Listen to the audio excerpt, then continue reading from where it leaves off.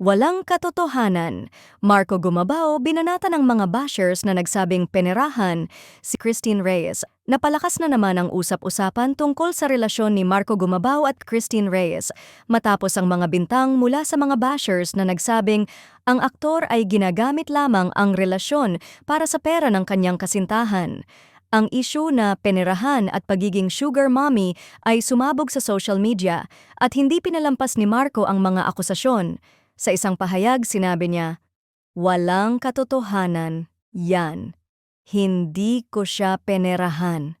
Sinabi pa ni Marco na hindi siya natatakot na magpakita ng malasakit sa mga taong mahalaga sa kanya kahit pa ito'y magbigay daan sa mga maling paratang. Sa kabilang banda, ang mga supporters ni Marco ay mabilis ding nag-defend sa kanya. Ayon sa kanila, hindi tamang husgahan ang isang relasyon batay lamang sa social media assumptions. Hindi lahat ng lalaki may agenda. Si Marco matino at walang pakialam sa tsismis.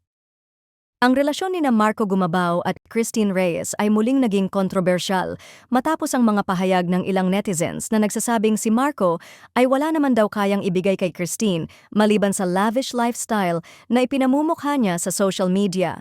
Ayon sa ilang fans ni Christine, ginamit lamang siya ni Marco para sa sarili nitong financial gains at status sa industriya.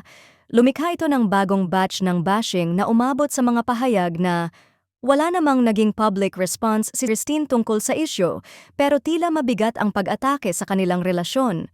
Sa kabila ng lahat ng ito, nagpatuloy ang dalawa sa kanilang pagiging open about their affection at pagsusuporta sa isa't isa.